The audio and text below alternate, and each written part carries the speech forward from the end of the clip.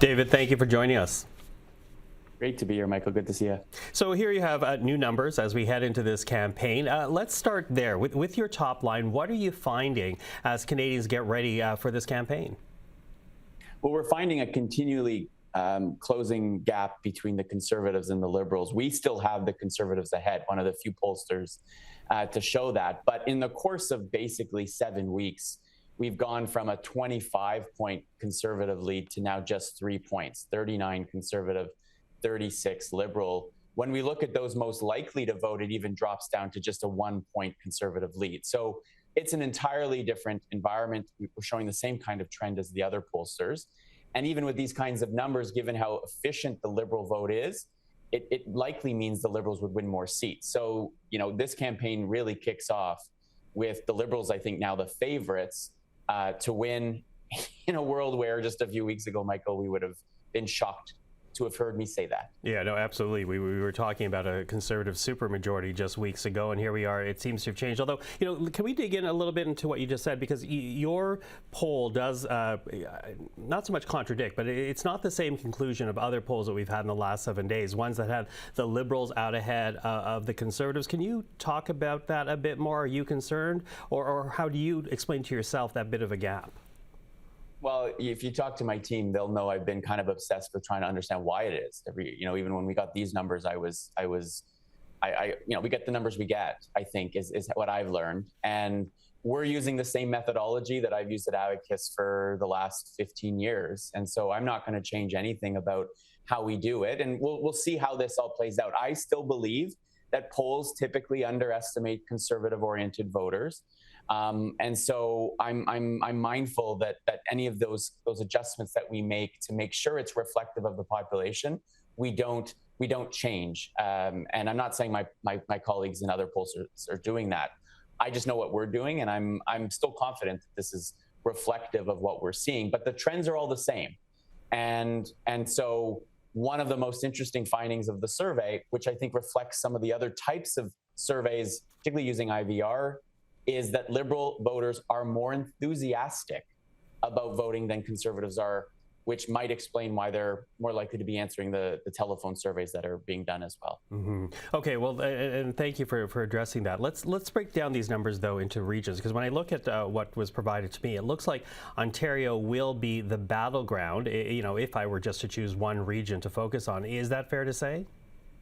It is. I mean, there's more votes there. There's more, I think, seats at play around the Toronto area. And we have them, the two parties basically tied in the province of Ontario today. And, Michael, when I dig deeper into Ontario, let me give you some numbers that we haven't even put out. A week after Justin Trudeau announced his resignation, the Conservatives were ahead by 26 points in the city of Toronto and 33 points around Toronto, the Greater Toronto and Hamilton area. Today, the Liberals are ahead by 6 points in the city of Toronto, and the Conservatives are ahead in that broader region, which represents a 34 and 27 point swing in 7 weeks, right?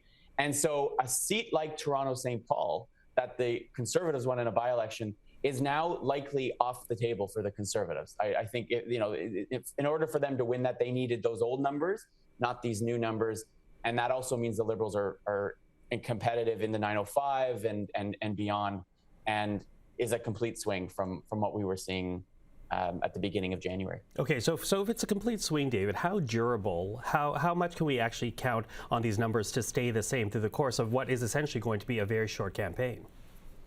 Yeah, I mean, what we also learned in our survey, two things. One is that Conservative voters are more likely. 3 out of 4 say they aren't going to change their mind. So that Conservative vote has shrunk, but it's still more durable. It's solid, right? They can almost count on 34 to 35% of the vote. Among Liberal supporters, almost half say, I could still change my vote, right? And so as much as that Liberal vote has come back, it's still, I think, they're still firming it up, right? There's still some significant number of those Liberal voters now saying, I could change.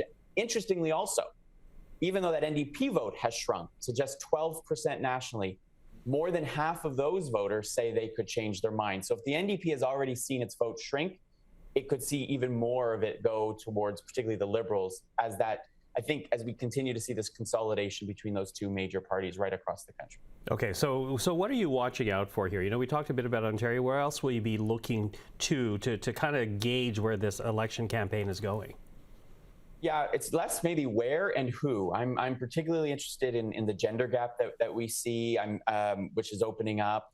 I'm also fascinated by the fact that those over 60, those baby boomers, right? Lots of them, they're more likely to vote than younger Canadians. They were the first to move from the Conservatives to the Liberals. They're the most engaged on the issues around Trump and tariffs and threats. That's the group I'm watching, because if they continue to move towards the Liberals, that's going to increase, I think, the likelihood that the Liberals can lock this in, because there's lots of boomers, and we know from the past they are voters. They'll show up, and that's a different world and a different dynamic than we've seen in federal politics over the last number of elections. Okay, David, appreciate you helping us set up this campaign. David Coletto of Abacus, thanks for the time. We'll see you soon, Michael.